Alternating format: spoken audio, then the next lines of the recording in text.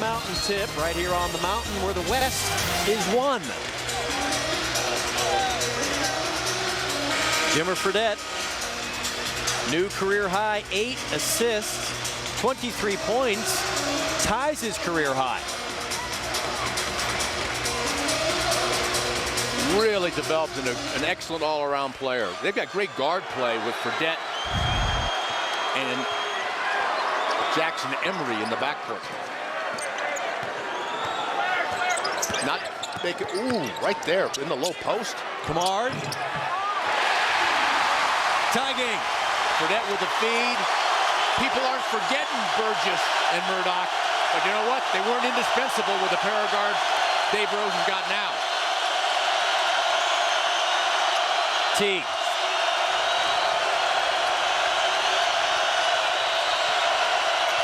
McFarland. Too strong. Last touch by Wake Forest. I would like to see Coach Rose go right at Aminu. He's got 4 fouls. He wants to stay in the game. He'll concede a basket. Not because you want him to foul out, because you want him to give up the hoop.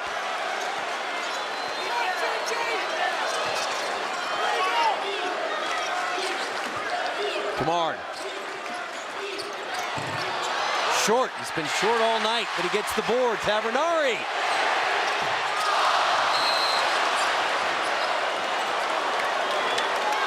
And McGregor's gone. Shove McFarland. McFarland hit the deck. And the 1-2 big man combination for Wake Forest is done at the 2:14 mark. Miles went out with 5:21 to go in the game. McGregor done with just over 2 minutes.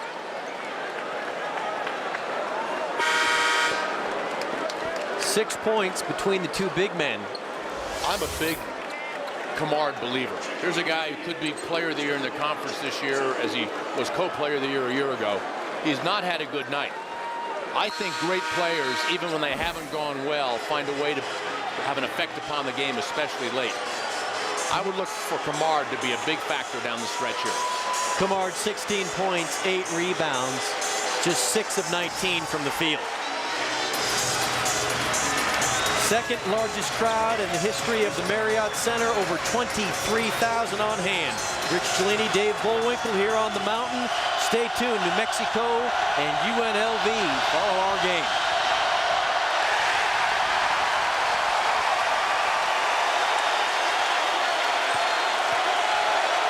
.86% free throw shooter, and the two big guys who are fouled out trying to stay involved any way they can.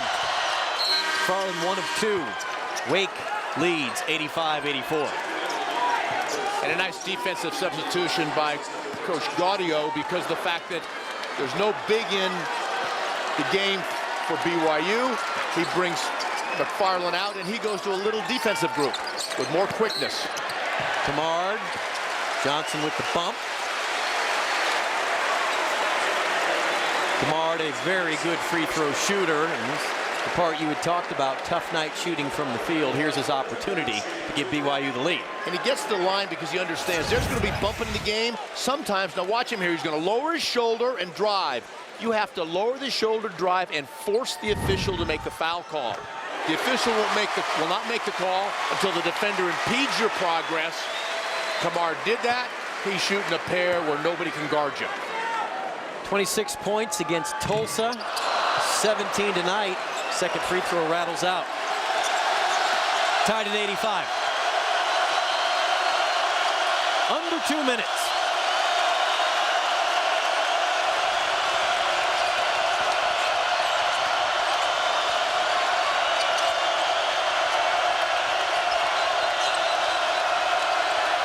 Smith needs to penetrate in an area where he can get the ball to Teague there.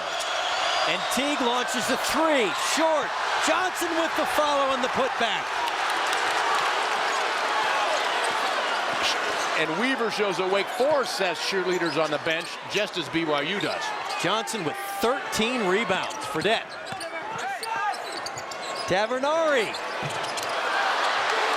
Johnson, 14th board. None bigger. Now it's time to take your time. No need to rush things. 1:04:25 on the shot clock. Get what you want down the stretch. BYU's 53 home game winning streak in the balance. Wake Forest, number 6 in the country, undefeated at 12-0.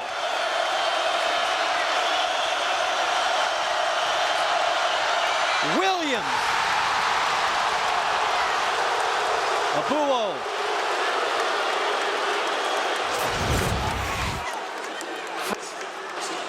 Now, one of the things that happens here is you're getting people behind the zone.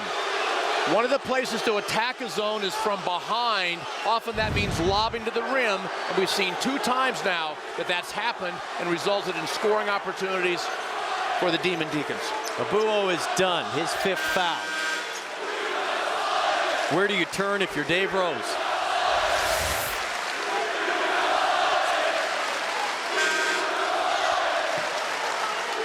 Difficult to win when your 3 best bigs are sitting down. James Anderson, the freshman out of Arizona, coming in. Redshirted a year ago. Tough situation for the young man to play the last 44 seconds.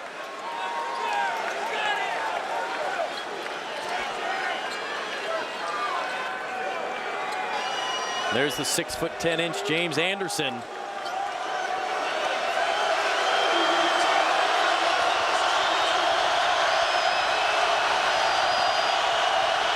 Williams 63% from the line. It's the first. That is the first thing that Anderson has to think about is block out and rebound. James Johnson, best player tonight for Wake Forest. 20 points, 14 rebounds. Big break. Dave Rose wants a timeout here. And he's going to take a full. 43 seconds to go. Wake with the lead. First decision Coach Rose has to make is differential of 8 seconds, shot clock, game clock. Is that enough to decide I'm going to defend all the way down the stretch and hope to get the rebound? I say no. I think you need to foul. Now, you don't have to foul right away. When you want to foul is when one of the weaker free throw shooters on the floor for Wake is going to the line.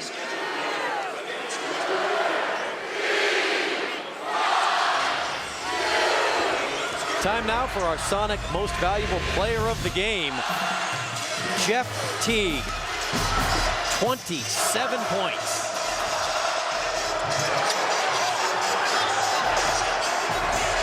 Sonic's new everyday value meal delivers the great variety you'd expect, and all for only $1. All day, every day. The first thing Wake Forest has to do is run an out-of-bounds play that gets the ball inbounds, because you can expect to see BYU come out of that zone and maybe be switching. Poorest free throw shooters on the floor, Johnson and Smith. Those are the 2 you'd look to foul. You don't want to foul Teague.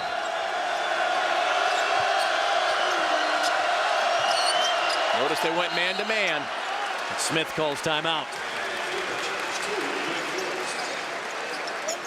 This will be a 30-second correction. And here we come in the reset. It's a double bonus for both teams, and the possession arrow is in favor of BYU, meaning on any tied-up ball, the Cougars get it. That means if you are coaching Wake, you have to remind your players if they get close to you, say in a trap, you have to get the ball to a teammate. One of the things that Coach Gaudio is doing now, he's bringing a big man, McFarland, to help with the inbounds pass. You could always throw it up and have the big man post up and go rebound the ball. At the conclusion of our game, we will send you to our studios in Denver, and then they will send you out to the Thomas and Mack Center for the Lobos and the Runnin' Rebels. 88-85. Wake Forest, number 6 in the country, trying to remain undefeated. This is their final non-conference game of the season. Then they take a little time off before they play the North Carolina Tar Heels. Tell you what, playing Carolina is no bigger challenge than the game they've had tonight, especially in this venue. Now, one of the things that Coach Rose reminded his team of, you're down 3. If you force the turnover, pull up behind that arc. Kamard looking back at the bench, asked if he wants them to foul McFarland. And indeed they do immediately. So Chase McFarland, the 7-foot junior from Lovington, Illinois, will go to the line. Now, he came in at 86, but he's already missed one tonight. But let's remember what happened on the last miss. There was not a block out and a rebound, and it went off of Anderson's hands out of bounds. First thing the interior guys do, Tabanari and Anderson, is they have to block out and board. McFarland entering play tonight had hit 14 of his last 15 free throws. He's 2 of 5 from the line. Now, the next thing is, if the ball goes in, you're down 4. Then you don't need a 3. Push it to the basket. Now, don't shoot the 3. Smart decision by Wake using the buzzer on a substitution to get a quicker defender in and not allow the Cougars to rush it down the floor. Smith on the floor. McFarland sits down. Fredette. Tavernari and BYU called a timeout. 39.3. The deficit is 4. Deficit is 4. You don't need a 2. Excuse me, you don't need a 3 right now. And usually the team is going to allow you to go to the basket because they don't want to commit a foul. So one of the things that Coach Rose is setting up, get the ball to the basket, get quickly into your press.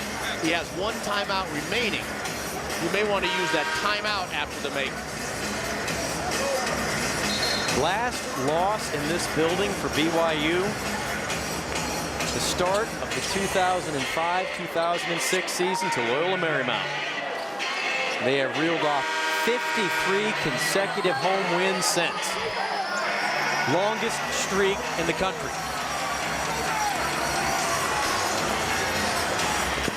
And there's some players on the floor right now that weren't playing in high school when that streak started, and they're going to try to continue it. Fredette. He's got Kamard inside. Emery shot an air ball. Tavernari followed. It won't go down. Tipped out. Teague fouled by Fredette. Smart move by Fredette. He couldn't allow Teague to go to that right corner where he's going to try to dribble the clock out. BYU can't believe this one didn't roll in. Right there.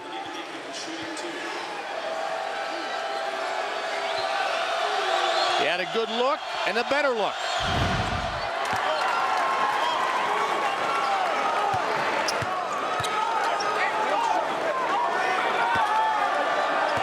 Teague is at 23 of his last 24 free throws. 24 of his last 25. And now down 6. This is visible by 3. You need to shoot a 3. Kamard short again. And the story of the night for Kamard. Tavernari. Johnson with the rebound, and that may put a cork in it.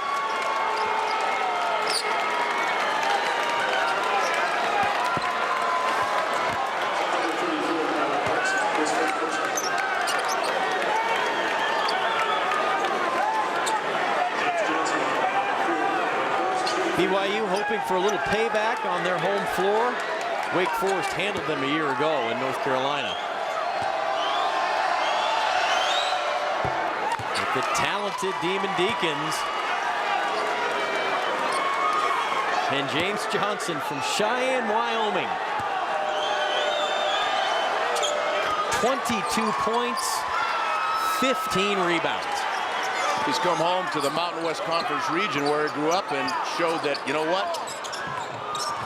It would have been nice if it stayed around home. Timeout called by BYU. We're talking right now. It looks like it's going to be a tough task. Down 6 with 7 seconds to go. Had BYU won this, what a great week for the Mountain West. It was still a great week for the Mountain West with the wins over Louisville on the road and the win over Gonzaga in Salt Lake City. Not to mention the football win in the Superdome last night.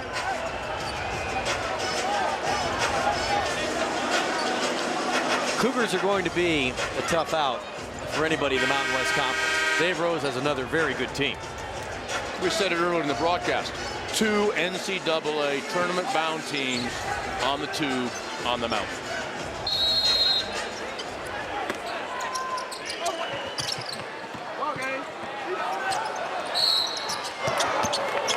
Teague will go to the line. Hartsock with reach. Opportunity for Teague to get to 30 points. 6'2", 180-pound sophomore from Indianapolis. Do you think the Hoosiers in Bloomington would have liked to have him? Boy.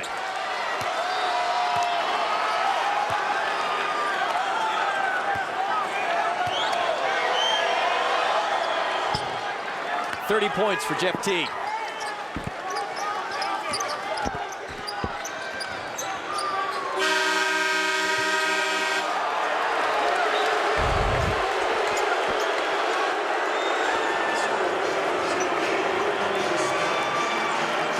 Dino Gaudio and Dave Rose.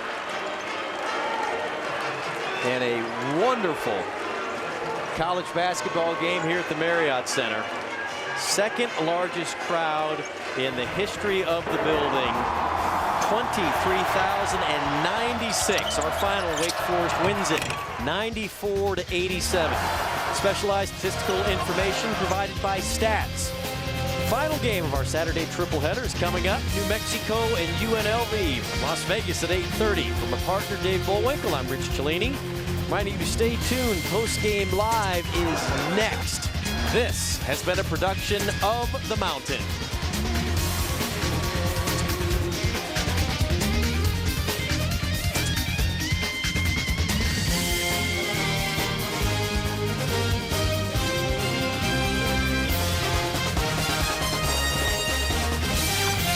Live from the studios of The Mountain with Bill Dolman. This is Post Game Live.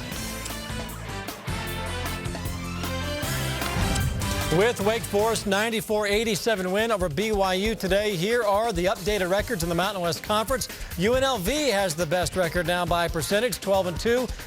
BYU falls to 11-2. San Diego State, Wyoming, all in double digits in the win column on this, the first day of play in the Mountain West Conference. Hi, everybody. Welcome to our Mountain Studios in Denver. This is Post Game Live. The coach, Marty Fletcher, is joining me now. And Marty, we've had 2 great games today here on the Mountain. A great women's game. Air Force defeats Navy. Phenomenal game just moments ago with Wake Forest defeating BYU, ending BYU's home winning streak at 53 games. High energy, highly entertaining. And I think what we saw in this last game, 2 top 25 caliber teams. Only one is ranked. That's Wake Forest. But the poise of a top 10 team won it. Well, a very young basketball team, Wake Forest, but their stars are underclassmen. Of course, Jeff Teague, Joe Johnson, only a sophomore, Jeff Teague, a sophomore, and then Aminu, who is absolutely terrific. But it was a great college basketball game. Are you kidding me? To kick off the conference play, even though it's not a conference game, to kick off January, what a great crowd, 23,000, second best, largest crowd ever in the Marriott Center, and Wake Forest really played well. They deserved the victory. They outplayed BYU, but of course it was very, very close. When you look at this basketball game, you look at Jeff Teague being the MVP of this basketball game. BYU, Bill, does not like to play a lot of zone. They had to play zone because Wake Forest is so talented offensively. It got them back in the game, got them the lead, but they got caught a couple times in that zone defense, throwing over top with a couple easy baskets. But a terrific game by 2 outstanding basketball. It never did seem as though Jonathan Tavanari and Lee Camard got into a rhythm for BYU the way they normally do. But Jimmer Fredette did. From the start of this game to the finish, he was really the star of the BYU show. Oh, he had an outstanding game. Career high, 8 assists, 23 points. He did it against some of the quickest guards in the country and a great shot-blocking team, Wake Forest. But he was able to get that thing up quick in the basket. There you see the contested three-pointer. Here's the drive and the kiss off the glass. Jammer. Fredette had a fantastic game. I said he was a lot like Danny Ainge in pregame, and he really has that same skill of taking it to the basket, kissing it off the glass. But look at the stats, Bill. 9 for 17, 3 for 6 from Treyville, 9 assists. That's a career high, 23 points, 9 assists. What a breakout game for Jimmer. And he's just a sophomore, so he's going to be around a while. You're going to be talking about the Jammer for quite a while. The Jammer did some jamming tonight. Now, we talk about Lee Camard an awful lot, and it's tough to say that the guy who had 17 points, just one shy of his season average, had a bit of an off game, but really he did because he never got into the flow of things offensively in the first half. Well, he had some shots blocked down inside early. He did get in foul trouble. He only played 10 minutes in the first half, but he came out at the end of the first half with 5 minutes to go, got BYU the lead, and then he had a very fine second half. When they needed baskets, they went to him down inside. He made great moves, got to the foul line, but he did not shoot the three well. The Brazilian bomber and the Spider-Man came up a little short on three-point shooting. There you see field goals, 6 for 20, and about 3 of those were blocked, but he kept going to the basket. 0 for 4 from Treyville. Here's a guy that shoots 45% from the three line. But you have to give Wake Forest credit. They play outstanding defense, very athletic. They have long arms, long reach, and it gave BYU some problems. Camard was 6 of 20 from the floor. This is a guy that averages nearly 60% from the floor this season, so just a phenomenal shooter. Now, for Wake Forest, really, we've talked about him a lot already. Jeff Teague, the sophomore from Indianapolis. Rich Cellini said it best. Wouldn't Indiana love to have him rebuilding the Hoosiers? Instead, he's dynamite for Wake Forest. Teague the terrific. He had an unbelievable game. He goes a great quickness. He's got the jets. He goes inside. He has a tremendous shooting touch. That's a difficult shot on the move, yet he kisses it off the glass. There's the baby jump shot, what a lot of players don't have. He can take it coast to coast, and then he rings it up from three-point line. He's shooting over 50% from Treyville. This is a young man that had a fantastic basketball game. Here's a look at the final numbers. High-scoring, high-entertaining game, 94-87. Wake Forest on the road in front of 23,000 people, shoots 50%, 25 of 36 from the free throw line, many of those late. A ton of rebounds in that game. But look at that, all those points, all the high energy, only 26 combined turnovers. You talk about a well-played game. That's what this was. All right, time for a break, and then we'll take a look ahead to Game 3 of our tripleheader. Roman Martinez and the New Mexico Lobos are heading to Las Vegas. They're going to take on the Runnin' Rebels. We're back with more Postgame Live right here on the Mountain. I think I'm getting something off the everyday value menu. Yeah, me too, man. Everything's only $1. It's like $1's not $1. You can almost rename the dollar. Look at, like, this $1's not $1. Okay. It's chicken strip sandwich, or this $1 is junior deluxe burger, or this is like junior sundae, or this is little TJ. All right, this is annoying. You're stealing all of my money. The new everyday value menu at Sonic. Got a buck? Then drive in for a variety of great food like a junior deluxe burger, or grab a chicken strip sandwich for just $1. Sonic's new everyday value menu. All this for $1 each. Big O's looking out for the little guy with a Big O bailout. We'll beat any competitor's advertised tire price by 5%. Plus, we'll get you covered with the best warranty in the biz. 6 months, same as cash financing. And our healthy car special, just $29.95. Big O's got you covered with a Big O bailout. We got you covered at Big O. I remember going to ball games back in the day. We were real fans back then. We'd be cheering and hooting and hollering. Daddy said you got kicked out of the games for being mean to people. Granddad, you should be nice to people. You're right, sweetie. I had to learn that the hard way. Whether you're old school or new school, be a good role model by showing respect to your fellow fans, players, and game officials. Hi, I'm Daniel Olivas, an El Paso kid turned NASA astronaut. I'm flying on the next space shuttle to the International Space Station. When I was growing up, I loved exploring the world of science. I was fascinated to think about all that surrounded us, and I knew what I wanted to be, an explorer. It inspired me through Burgess High and on to UTEP, and finally here, ready for my first space flight. So study your math and science. America needs you to be an explorer of tomorrow. Learn more at nasa.gov/astronaut.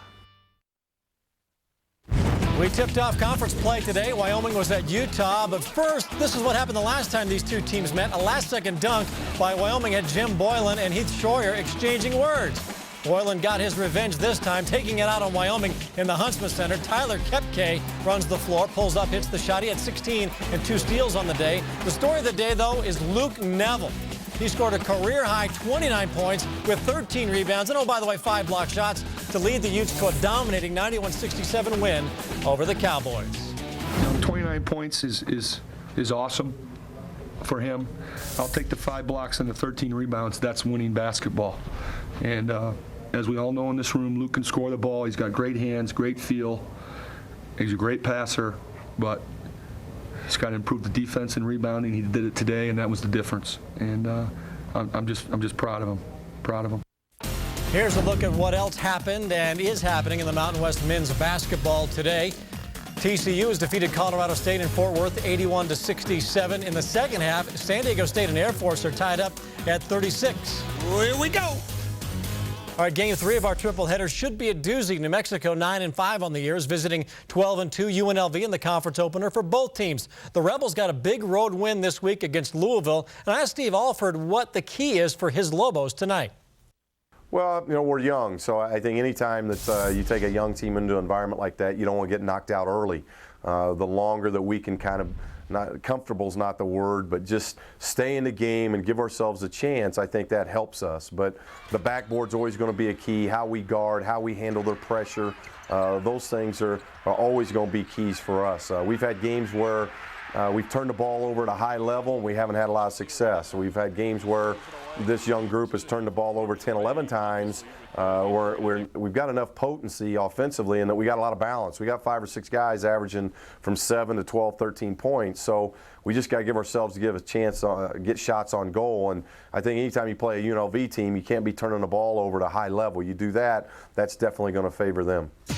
New Mexico's leading scorer is Tony Danridge, who is still rounding into form after missing all of last season with a broken leg. As you can see here, he still has some of the old explosiveness in his legs. And I asked Tony D if he's surprised by how well he's playing so far this year. Kinda. Sometimes it seems like I'm struggling more than I guess I am, but I'm just trying to grind out wins, so I'll do whatever. All right, Coach, pretty good game coming up. New Mexico and UNLV. How about we take a peek into the Fletcher file? Oh, it's conference play, and let's open up the file. New Mexico, Tony D has to become Tony O. He's averaging 13.5 points a game, same amount as JR was averaging about this time. He's no JR, but he's got to increase his offense if they're going to win conference games on the road. Number 2, Lucky 13. I believe New Mexico is going to have to knock down at least 13 threes to give them a chance to win. They're a terrific outside shooting team. They got to knock down Trays against UNLV. Now, for the running Rebels, Wink-a-dink-a-doo. He's back. Doesn't look like he's going to start, but he will play. He's the leading scorer at 14.1 points per game. And number 2, the rubber band man. Give me a little spinners. You got some spinners, Bill? Here we go. I'm talking about Rene, the rubber band man. Runeau, he stretches out and gets a rebound. He shoots 53% from the floor. What a great year, Rene Rougeau. He now is called the rubber band man. I love the spinners, but this is a guy that is going to be first team all-conference. He's terrific. He does it in so many ways. The rubber band man will come to play tonight. And also coming to play tonight for UNLV will be Wink Adams. Now, we're told he will play but will not start. Remember, he suffered an abdominal strain a couple of weeks ago, did not play at all against UNLV. We know a couple of weeks ago we were talking about UNLV being 8-2, but solid but not spectacular. Are they bordering on spectacular with that win over Louisville? Well, and don't forget the win against Arizona, where they handled them pretty well, and Wink had 7 threes. So, absolutely. Arizona, Louisville back-to-back. They've won 7 in a row. There's the tail of the tape. You've got the Rebels at 12-2. Lobos, young ball club. This is a danger game for the Lobos. You heard Coach Alford. He knows he has to keep it close early, not turn the ball over. But when you talk about the Rebels, they have not lost a Mountain West Conference team in the last 2 years in the Thomas and Mack Center. I don't look for them to lose tonight in the opener for conference play. This is a young New Mexico team that's going to be taking on a very veteran UNLV squad. But New Mexico's playing very well right now. After a tough November, the Lobos have rebounded to win 6 of 7 games in the month of December. They're hoping January is just as good as the last month was. All right, our time is up because the clock tells us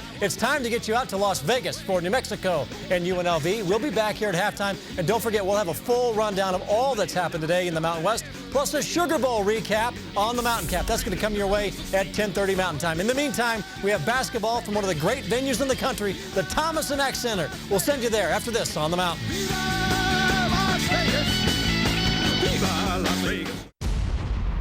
BYU versus Utah. The Deseret First Duel. The biggest game of the year. But that's